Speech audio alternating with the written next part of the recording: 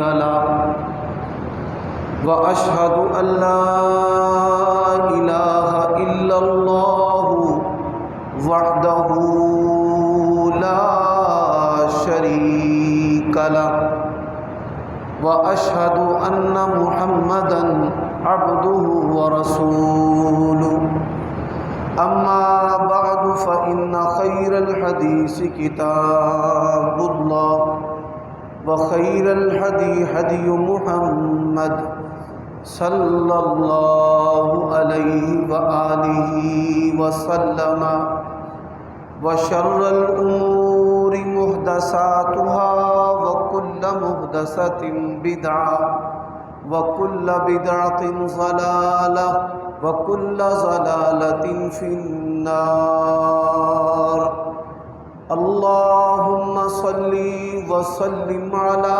نبينا محمد وبارك وسلم وصل عليه أعوذ بالله من الشيطان الرجيم لولا كتاب من الله سبق لمسكم فيما أخذتم عذاب أليم۔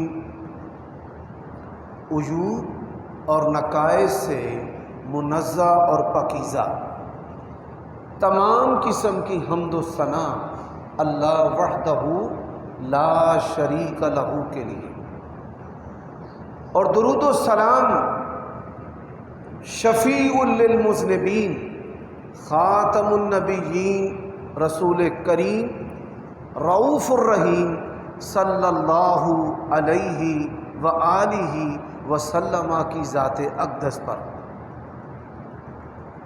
سامعین محترم، آپ گزشتہ خطبات سے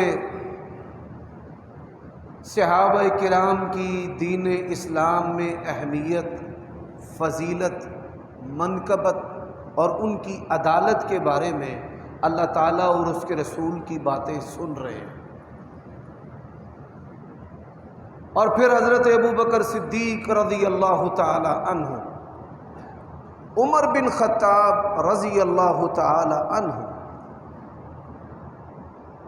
آج کے خطبہ جمعہ میں گزشتہ سے پوستہ عمر بن خطاب رضی اللہ تعالی عنہ کی سیرت کے مختلف پہلو، ان کی فضیلت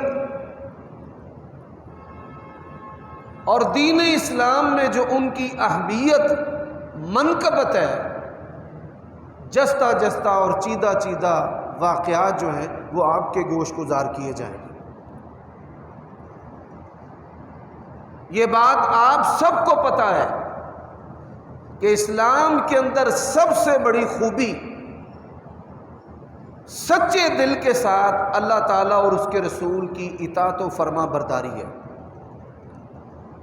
انما کان قول المؤمنین اذا دعوا الی اللہ ورسولہ ان یحکم بینہم ان یقولوا سمعنا واطعنا۔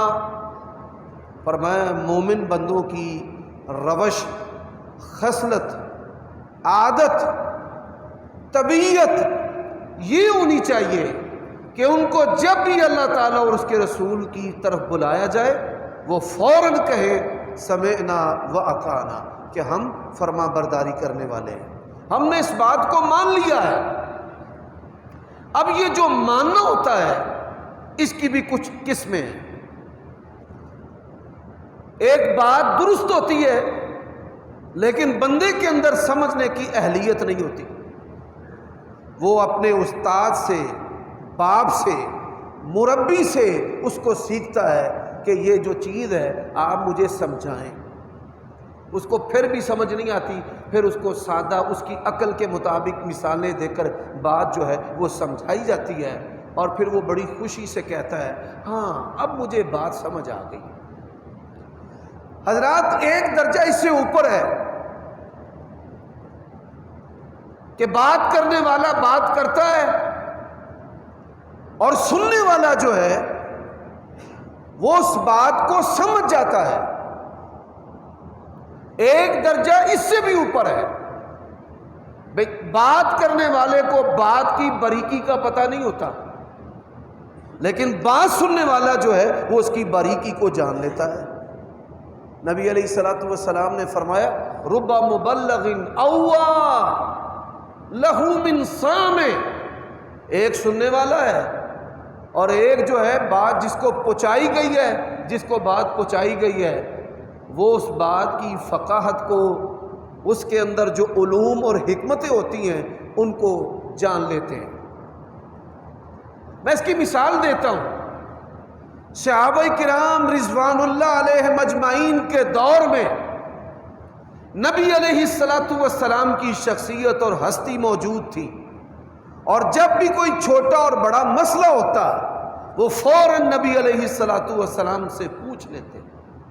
جب آپ دنیا سے چلے گئے تو پھر صحابہ کرام اور اتباع التابعین نے نبی علیہ الصلوۃ والسلام کے دین کو کس طرح سمجھا.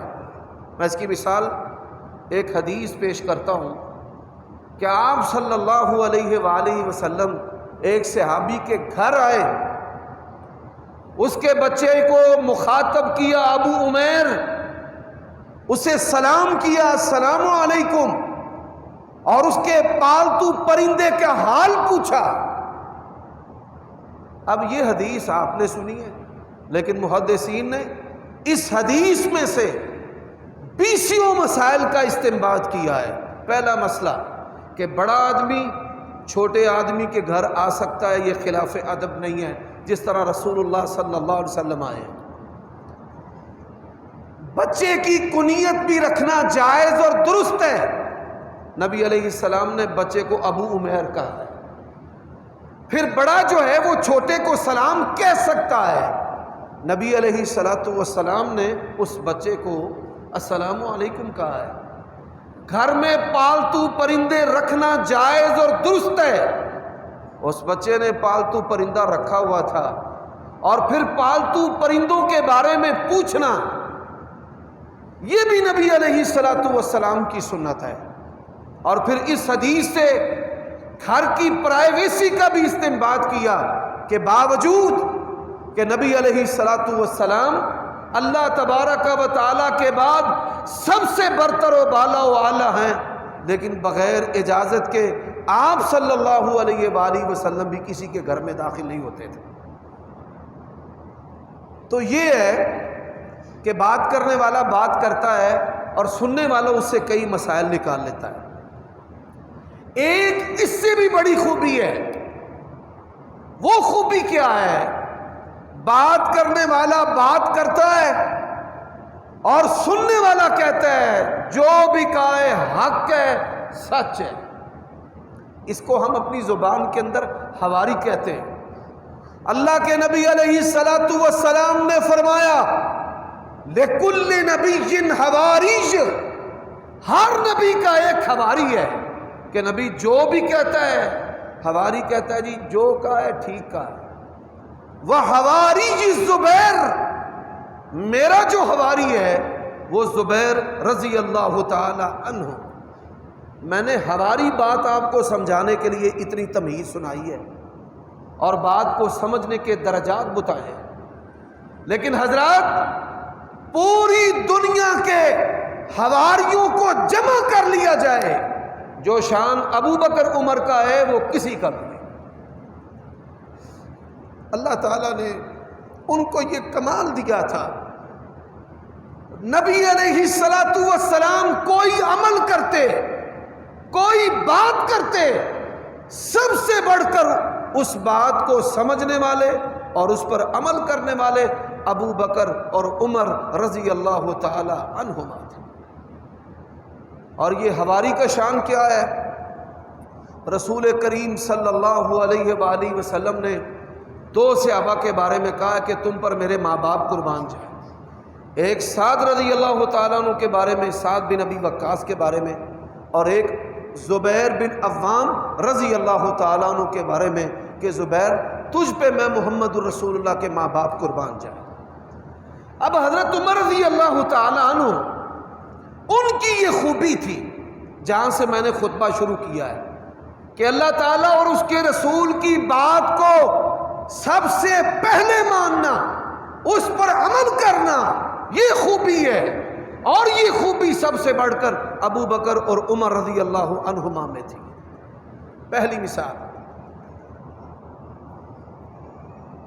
نبی علیہ الصلوۃ والسلام نے عمر بن خطاب رضی اللہ تعالیٰ عنہ سے پوچھا کہ مجھ سے کتنی محبت ہے؟ عمر بن خطاب رضی اللہ تعالیٰ عنہ نے کہا ماں باپ سے بڑھ کر، اولاد سے بڑھ کر، دنیا کی ہر چیز سے بڑھ کر، اپنی جان سے بھی بڑھ کر۔ آج لوگ کہتے ہیں نا اوپر کچھ اور تھا اندر کچھ اور تھا۔ آج لوگ تقیہ کی بات کرتے ہیں، اور جس بندے نے نبی علیہ الصلوۃ والسلام کے سامنے کبھی منہ رکھنے کے لیے بھی بات نہیں کی، ہم شکوہ کرتے ہیں نا اپنوں سے، چنگا تو میرا اپنا ہے، تو شریکہ اگے میرا منہ ہی رکھ لیندا، میری عزت ہی رکھ لیندا، تو چپ ہی کر رہیندا۔ عمر بن خطاب نے کہا دنیا کی ہر چیز سے بڑھ کر، اپنی جان سے بھی بڑھ کر۔ کہنے لگے نہیں، اپنی جان سے بڑھ کر نہیں۔ ایسا سچا بندہ ہو کہ جس نے کبھی منہ رکھنے کے لیے بھی بات نہ کی ہو، خاموشی اختیار نہ کی ہو، کیسے تمہارا حوصلہ پڑتا ہے ایسی شخصیت کے بارے میں باتیں کرنے کے لیے؟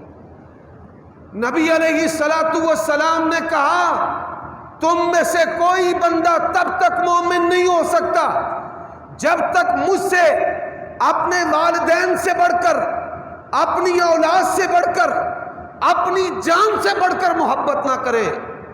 بات سننے کی دیر تھی، ایک لمحہ ضائع کیے بغیر کہا یا رسول اللہ اپنی جان سے بھی بڑھ کر اگر میں کسی سے محبت کرتا ہوں تو آپ سے محبت کرتا ہوں۔ ایک لمحہ ضائع کیے بغیر۔ حضرات دوسری بات، عمر بن خطاب رضی اللہ تعالی عنہ، ہمارے ہاں کسی بڑے کے منہ سے کوئی بات غلط نکل جائے تو لوگ جو ہیں وہ اکڑ جاتے ہیں، عصبیت میں اس کی غلطی کا بھی دفاع کرتے ہیں۔ حالانکہ ہم انسان ہیں، ہماری عظمت اسی بات میں ہے کہ ہم اپنی غلطی کو مانیں۔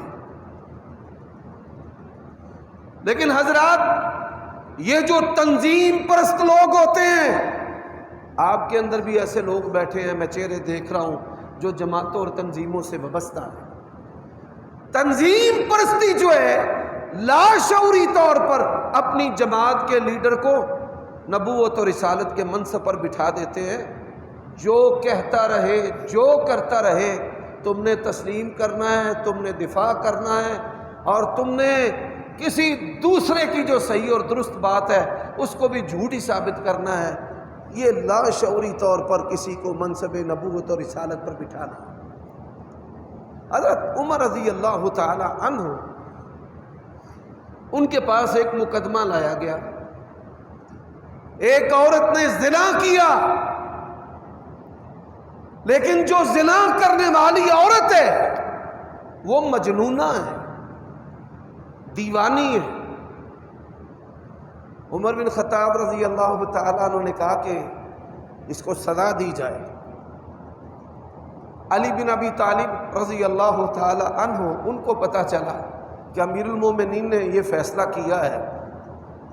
میں آپ کو گزشتہ خطبہ جمعہ میں بتا چکا ہوں کہ نبی علیہ الصلوۃ والسلام کے بعد صحابہ کرام جس کو سب سے بڑا عالم سمجھتے تھے نا، وہ عمر بن خطاب کو سمجھتے تھے۔ لیکن عمر بن خطاب رضی اللہ تعالی عنہ، ان کا یہ جو فیصلہ ہے، علی رضی اللہ تعالیٰ عنہ نے اس کے ساتھ اختلاف کیا، کہا جو مجنون اور مجنونہ ہے اس پر کوئی حد نافذ نہیں ہوگی۔ نبی علیہ الصلوۃ والسلام کا فرمان ہے کہ قلم جو ہے وہ 3 بندوں سے اٹھا لیا گیا ہے، نہ ان کا گناہ لکھا جاتا ہے اور نہ ہی ان کو سزا دی جاتی ہے۔ پہلا ایک نابالغ بچہ ہے، نابالغ بچے سے غلطی سے کوئی ایسا اقدام ہو گیا ہے تو اس نابالغ بچے کو قتل بھی نہیں کیا جائے گا اور اس کو ایسی سزا نہیں دی جائے گی۔ حضرات، اسی طرح ایک آدمی سویا ہوا ہے، سوئے ہوئے اس سے کوئی چھیڑ چھاڑ ہو گئی ہے تو اس کو کوڑوں کی سزا، کوئی تعزیر اس کے خلاف نہیں۔ یقین جانیے دنیا کے تمام نظام، تمام ادیان آپ کھنگال لیں، اس حدیث جیسی دنیا کی کسی دین اور نظام کے اندر باریکی والی بات موجود نہیں ہے۔ نبی علیہ الصلوۃ والسلام نے فرمایا کہ مجنون جو ہے، جو پاگل ہے، اس کا گناہ بھی نہیں لکھا جاتا اور اس کو سزا بھی نہیں دی جاتی۔ اللہ تعالیٰ عمر بن خطاب پر اپنی کروڑوں رحمتیں نازل فرمائے، اپنے ماتھے کو پکڑ کر کہتے ہیں لولا علی لہلک عمر، آج اگر علی میری اصلاح نہ کرتے عمر ہلاک ہو جاتا، کہ میری وجہ سے نہ حق کسی کا خون بہہ جاتا۔ ایسے بے شمار واقعات ہیں کہ جس سے عمر بن خطاب رضی اللہ تعالی عنہ کی جو سیرت ہے وہ بھری ہوئی ہے۔ حضرات، حضرت عمر بن خطاب رضی اللہ تعالی عنہ بعض صحابہ کے ساتھ بڑی محبت کرتے تھے، ان میں سے ایک شخصیت ہے حذیفہ بن یمان رضی اللہ تعالی عنہ۔ یہ حذیفہ بن یمان بڑے جلیل القدر صحابی ہیں، ان کی بڑی عظمت ہے۔ بیان کرتے ہیں کہ لوگ نبی علیہ السلام سے خیر کے بارے میں پوچھتے، جنت کے بارے میں، تجارت کے بارے میں، ثواب کے بارے میں۔ میں نبی علیہ السلام سے جب بھی سوال کرتا شر کے بارے میں، اس ڈر سے کہ شر کے اندر میں واقع نہ ہو جاؤں۔ اللہ تبارک و تعالی نے سورۃ توبہ کے اندر نبی علیہ السلام کو کہا ہے وَمِمَّنْ حَوْلَكُمْ مِنَ الْأَعْرَابِ، آپ کے ارد گرد ایسے اجڑ اور دیہاتی ہیں، منافق ہیں، لا تعلمہم، آپ کو ان کا علم نہیں ہے، ہم ان کو جانتے ہیں۔ اللہ تبارک و تعالی نے ان منافقوں کے نام بالآخر نبی علیہ السلام کو بتا دیے تھے، اور پھر آپ صلی اللہ علیہ وسلم نے ان منافقوں کے نام حضرت حذیفہ بن یمان کو بتا دیے تھے۔ اور جس جنازے کے اندر حضرت حذیفہ شامل ہوتے، آپ حضرت حذیفہ کی شان دیکھیں، اس جنازہ کے اندر حضرت عمر شامل ہوتے۔ حذیفہ مدینے میں ہے، جی مدینے میں ہے، جنازے کے اندر شامل ہوں گے، جی ہوں گے، حضرت عمر بھی شامل ہوتے۔ حذیفہ مدینے میں ہے، جی مدینے میں ہے، جنازے میں جائیں گے، نہیں جائیں گے، حضرت عمر بھی نہیں جاتے تھے۔ حضرت حذیفہ بن یمان رضی اللہ تعالیٰ عنہ جیسے مشیر عمر بن خطاب رضی اللہ تعالیٰ عنہ کے جو لمحہ بلمحہ ان سے رہنمائی لیتے تھے، شر کیا ہے، کیسے ہے، کدھر ہے، اور وہ ان کو بتاتے رہتے تھے۔ عمر بن خطاب رضی اللہ تعالی عنہ، آپ صلی اللہ علیہ وآلہ وسلم نے اپنی زندگی میں کئی مرتبہ ان کے ایمان کی شہادت دی۔ یعنی ایسا معیاری ایمان ہے کہ جن کے ایمان کی شہادت کون دے رہے؟ رسول کریم صلی اللہ علیہ وسلم۔ حضرات محدثین نے ان احادیث کو حضرت عمر کے فضائل میں درج کیا ہے کہ ایسی شخصیت ہے کہ جس کے ایمان کی شہادت نبی علیہ السلام دے رہے ہیں۔ پہلا واقعہ، یہ جو کھیتی باڑی کے لیے بیل ہوتے ہیں، ان کے اوپر سواری نہیں ہو سکتی، ان کی جو کمر کی زنجیر ہوتی ہے، مورے ان کی بناوٹ ہے، وہ ایسی نہیں ہے کہ آپ گھوڑے اور خچر اور گدھے کی طرح ان پر بیٹھ جائیں۔ وہ ایک بندہ تھا، وہ ان کے اوپر بھی بیٹھ گیا، اس نے بیل نے اپنا منہ موڑا اور منہ موڑ کر عربی زبان کے اندر گفتگو کرنا شروع کر دی۔ اس نے کہا میرے اوپر بیٹھ گئے، اللہ نے تو مجھے بیٹھنے کے لیے بنایا ہی نہیں۔ انہوں نے چھال ماری، چھڑاپ، سیدھا رسول اللہ کے پاس آ گئے۔ یا رسول اللہ بڑا عجیب واقعہ ہوا ہے، بیل عربی بول رہے ہیں۔ فرمایا بالکل سچ ہے، اس پر میرا بھی ایمان ہے، ابو بکر کا بھی ایمان ہے، عمر کا بھی ایمان۔ بیڑیا آ گیا، بیڑیا جس کو ہم لومڑ کہتے ہیں، اس نے ایک چرواہے کی بکری پکڑی گردن سے، دوڑ لگا دی، پیچھے پیچھے چرواہا، آگے آگے بیڑیا، خوب اس نے دوڑ لگائی۔ یہ جو چرواہے ہیں نا بڑے پھرتیلے ہوتے ہیں، نبیوں کو بھی پھرتیلا کرنے کے لیے اللہ نے نبیوں سے بکریاں چروائی ہیں۔ مستعد رہو، آج کے مذہبی رہنماؤں کی طرح نہیں کہ دلدر دے مارے روٹیاں تے روٹیاں تے روٹیاں، جنازوں کے اندر بھی حاضر نہیں ہوتے۔ مستعد، اس نے بکری کو پکڑ لیا، میں نہیں جان دینی۔ اس بیڑیے نے کہا، عربی زبان کے اندر گفتگو کرنا شروع کر دی۔ اس نے کہا آج بچا لیا ہے، آنے والے ادوار میں فتنوں کے دور کی بات کی، ایسے دور کی کہ جب انسان انسانوں کو کھائے گا۔ آج باپ اولاد کو کھا رہا ہے، ماں اولاد کو کھا رہی ہے، ان کی شرمگاہوں کو بیچ کر، حضرات ان کی عزتوں کو بیچ کر، ان کے اعضاء کو بیچ کر، کہ باپ اپنے بچوں کے گردوں کو فروخت کر رہا ہے۔ اور حاکم وقت، اللہ ہمارے حاکم کو ہدایت دے، یہ جو ٹیکسوں کا نظام، پوری دنیا کے سارے ٹیکس جمع کر کر کے ہمارے اوپر لگانے شروع کر دیے، اور حالات یہاں تک پہنچ چکے ہیں کہ لوگ اپنی بیٹیوں کو اور بیٹوں کو بیچتے ہیں۔ ایک غریب عورت ہے، اس نے اپنی بیٹی ایک جج کو اسے ایڈوانس لے کر ماہانہ تنخواہ کے عوض میں بیچ دیا، اور پھر جو اس بچی رضوانہ کے ساتھ ہوا ہے وہ کسی سے بھی مخفی اور پوشیدہ نہیں۔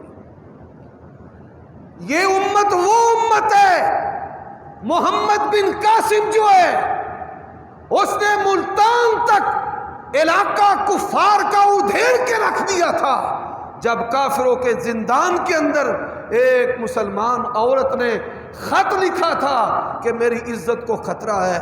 حجاج بن یوسف جیسا ظالم جو ہے اس نے اپنا بھتیجا بڑی بہترین بہادر فوج جو ہے وہ دے کر کے بھیجی، جاؤ امت مسلمہ کی بیٹی دنیا کے کسی بھی کنارے ہوگی، اس کی عزت کی حفاظت کرنا ہماری ذمہ داری۔ آج یہ لوگ پیٹ کی پیاس اور بھوک کو بچانے کے لیے ہر چیز جو ہے وہ کر رہے ہیں، ہر گناہ۔ تو اس نے کہا تب کون بچائے گا ہم سے؟ نبی علیہ الصلوۃ والسلام کو اس نے واقعہ سنایا تو آپ صلی اللہ علیہ وسلم نے فرمایا اس پر میرا بھی ایمان ہے، اس پر ابو بکر کا بھی ایمان ہے، عمر کا بھی ایمان ہے۔ حضرات صرف ایمان کی گواہی رسول اللہ نے نہیں دی، آپ نے شہادت کی گواہی بھی دی ہے۔ لوگ جو ہیں وہ آج حرف گیریاں کرتے ہیں۔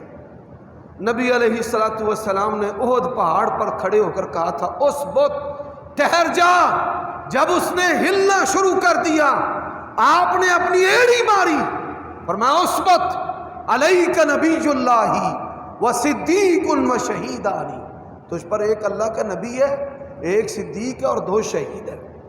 حضرات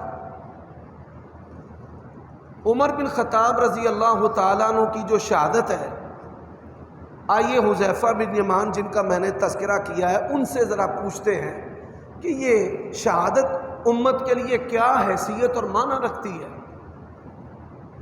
نبی علیہ الصلوۃ والسلام نے فرمایا فتنوں کے اور میری امت کے درمیان ایک دروازہ ہے، جب تک دروازہ بند ہے میری امت پر فتنے نہیں آئیں گے۔ اس حدیث کو کس نے بیان کیا ہے؟ حذیفہ بن یمان رضی اللہ تعالیٰ۔ حضرت عمر رضی اللہ تعالیٰ نے کہا اچھا آپ بتائیں اس دروازے کو کھولا جائے گا یا توڑا جائے گا؟ حضرت حذیفہ نے کہا جی توڑا جائے گا۔ نبی علیہ السلام نے فرمایا اس دروازے کو توڑا جائے گا، کھولا نہیں جائے گا۔ فرمایا وہ دروازہ کون ہے؟ حذیفہ بن یمان نے حضرت عمر کی طرف اشارہ کر کے کہا وہ دروازہ آپ ہے۔ ان کو شہید کیا جائے گا، اور پھر شہادت کے بعد جو اس امت کے ساتھ ہوا ہے وہ کسی سے مخفی اور پوشیدہ نہیں۔ حضرات، نبی علیہ الصلوۃ والسلام نبی رحمہ، نبی مستقبل، آنے والے وقت کے پیشین گوئی کرنے والے نبی، آپ مدینہ میں تھے، مشرق کی طرف آپ نے اشارہ کیا، مشرق کی طرف۔ اور اشارہ کیسے کیا؟ نبی علیہ السلام دعا فرما رہے تھے، اللہم بارک لنا فی یمننا، اللہ ہمارے یمن میں برکت دے دے، شام میں برکت دے دے، اللہ مدینے میں برکت دے دے، یا اللہ مدینے میں مکے سے دگنی برکت دے دے۔ جو مدینے کے خصائص ہیں ان میں یہ مدینے کی شان بھی ہے، مکہ میں نمازوں کا اجر زیادہ ہے لیکن مدینہ میں زندگی کی برکت زیادہ ہے، مکہ سے دگنی برکت ہے۔ تو ایک بندہ آگے بڑھا، اس نے کہا یا رسول اللہ صلی اللہ علیہ وسلم، مشرق کی طرف بعض حدیثوں کے اندر الفاظ ہیں مشرق کے، بعض میں الفاظ ہیں عراق کے۔ اب نبی علیہ السلام نے مشرق کی طرف اشارہ کیا، فرمایا ہناک الزلازل والفتن، مشرق سے میری امت کے لیے، اسلام کے لیے، مسلمانوں کے لیے فتنے اٹھیں گے۔ اچھا جی، آپ ذرا غور کیجئے، ابو لولو فیروز مجوسی جو حضرت عمر کا قاتل ہے، مدینہ کے مشرق سے آیا ہے، ایران سے، اور حضرت عمر کو قتل کر دیا۔ آج بھی ایران کے اندر اس کی قبر ہے، اس خبیث کی، اور ایرانی لوگ جو ہیں وہ اس کی قبر کے گرد طواف کرتے ہیں، اور طواف کے دوران حضرت عمر رضی اللہ تعالیٰ عنہ پر تبرہ کرتے ہیں، نعوذ باللہ۔ یوٹیوب پر پڑا ہوا یہ ساری چیزیں آپ دیکھ سکتے ہیں، سوشل میڈیا نے تو ہر چیز کھول کے رکھ دیا لوگوں کے سامنے۔ حضرات، حضرت عثمان کے خلاف باغیوں کا فتنہ بھی مدینہ کے مشرق سے آیا ہے، حضرت علی کا قتل بھی مدینہ کے مشرق کوفہ میں ہوا ہے، حضرت حسن کی شہادت بھی مشرق سے، حسین کا قتل بھی کربلا مشرق میں، اور پھر بڑے بڑے جو امت کے فتنے ہیں جنہوں نے دنیا کو اپنی لپیٹ میں لیا ہے۔ اگر کسی نے اسلام کی سچائی کو جاننا ہے، سچے رسول کو پہچاننا ہے، مرزا غلام محمد قادیانی، یہ قادیان جو ہے یہ بھی مدینہ کے مشرق میں، اور یہ قادیانیوں کا فتنہ پوری دنیا کو اس نے اپنی لپیٹ کے اندر لیا ہوا ہے۔ اور جب بھی پاکستان کے اندر سیاسی کشتی اور دنگل ہوتا ہے، یہ قادیانی جو ہیں یہ اس میں اپنا زور دکھانا شروع کر دیتے ہیں، پاکستان کو غیر مستحکم کرنے کے لیے، پاکستان کے آئین کو معطل کرنے کے لیے۔ اور ان کی ہمیشہ سے یہ سازش رہی ہے کہ پاکستان وَمَا نَقَمُوا مِنْهُمْ إِلَّا أَن يُؤْمِنُوا بِاللَّهِ الْعَزِيزِ الْحَمِيدِ، ہمارے اوپر جو غربت مسلط کی گئی ہے، یہ مسلط کی گئی ہے، اس غربت جو مسلط شدہ ہے اس کا سبب کیا ہے کہ یہاں پاکستانی جو ہیں یہ نبی علیہ السلام کی محبت کے لیے ہر وقت کٹنا مرنے کے لیے تیار رہتے ہیں۔ ہمارے ڈی این اے کے اندر رسول اللہ کی محبت ہے، ہمارے ڈی این اے کے اندر صحابہ کی محبت ہے، ہم مرنا جو ہے اس کو پسند کرتے ہیں، اللہ رسول کی توہین کو پسند نہیں کرتے۔ اور ہم نے چوکیداری کے لیے جو باڑ بنائی ہے اس کو پاکستان کا کانسٹیٹیوشن اور آئین کہا جاتا ہے، اور ان کی کوشش یہ ہے کہ پاکستان کو معاشی طور پہ اتنا نیچے لے جاؤ، پھر ہم کہیں ایٹم بم رول، آئین معطل، قرضے پھر معاف کریں گے۔ کلنٹن نے ہمارے حاکم کو یہی کہا تھا نا، تمہارے سارے قرضوں کی معافی ہے، ایٹم بم کا دھماکہ نہیں کرنا۔ اللہ تعالیٰ ہمارے حکمرانوں کو جرنیلوں کو، سیاستدانوں کو، اسٹیبلشمنٹ کو پیشانی سے پکڑ کر صراط مستقیم پر چلائے، ان کو ایک کر دے، یہ دشمن کی چالوں کو سمجھیں کہ آج بھی آزادی کے بعد ہم غلامی میں ہیں، اور آج بھی ڈیوائیڈ اینڈ رول کہ ہماری ریاستی جو قوتیں ہیں ان کو پھاڑ کر حکومت کی جا رہی ہے، جب مرضی وہ وہاں بیٹھ کر ہماری حکومت کو گرا دیتے ہیں۔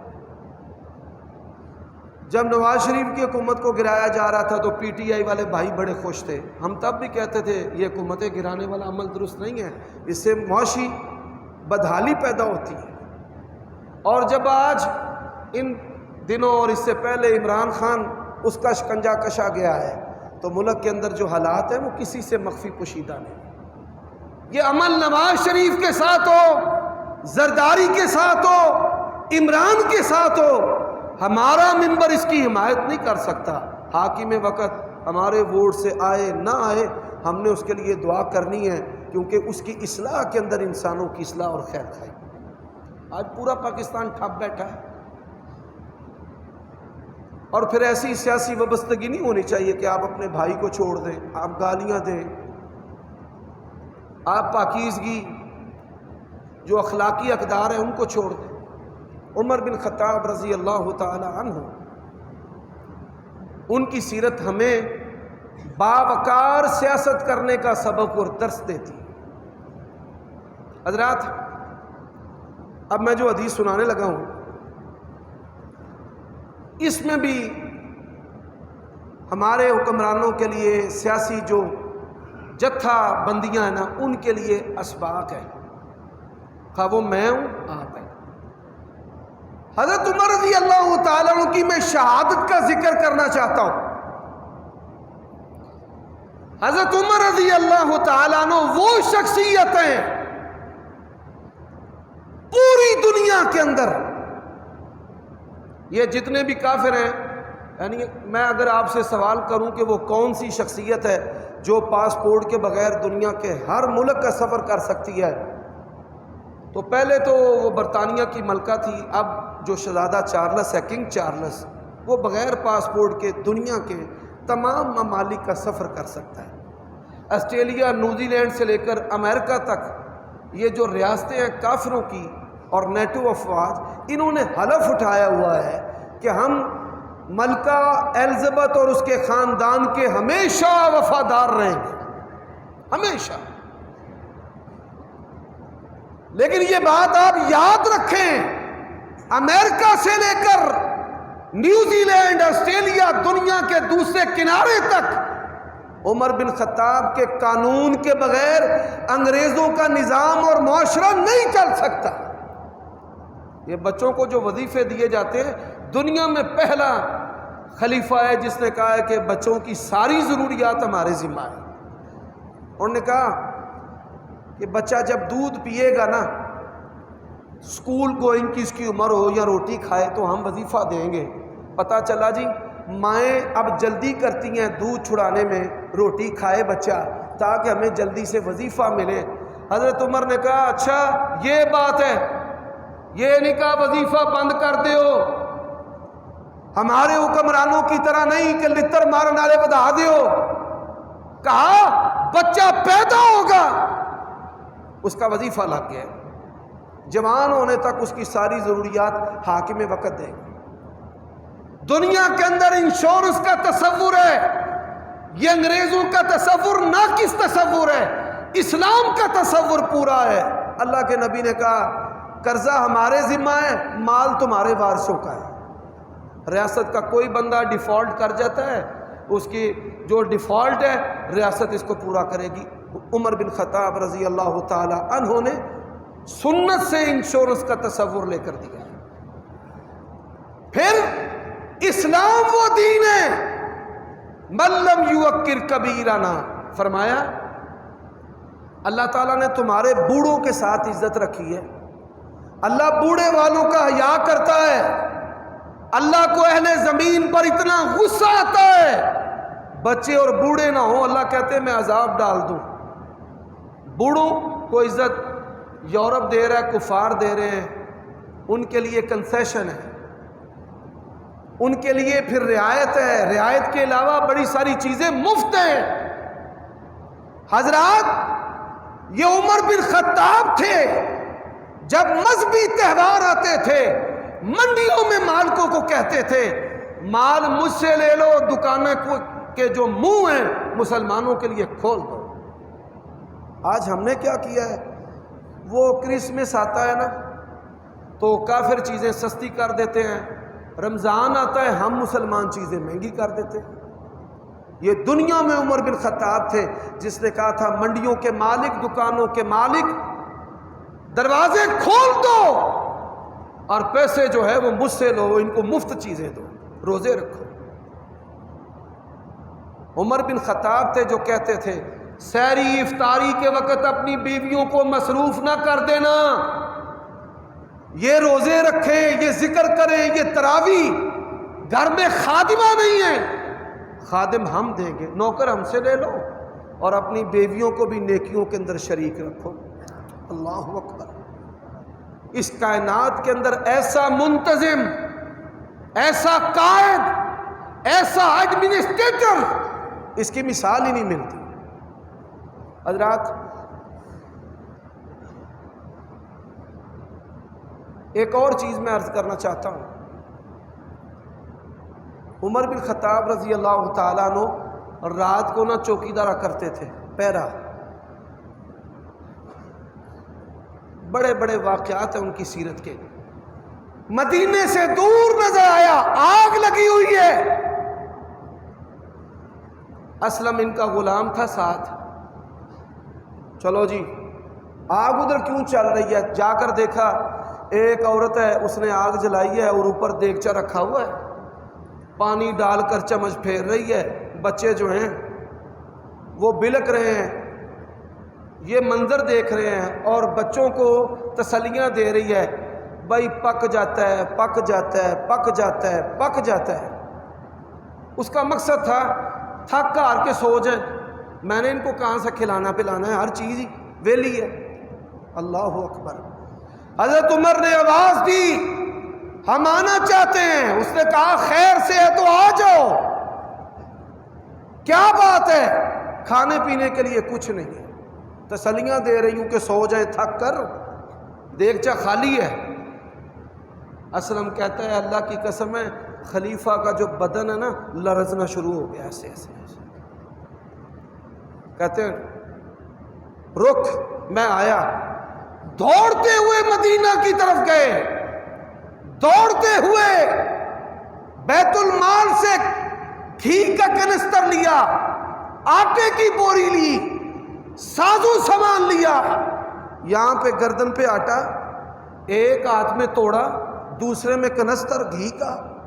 میں نے کہا امیر المومنین میں اٹھا لیتا ہوں۔ فرمانے لگے مجھے جواب دے، قیامت کے دن اللہ کے سامنے تو میرا وزن اٹھا سکتا ہے؟ اس نے کہا نہیں اٹھا سکتا، میں نہیں اٹھا سکتا۔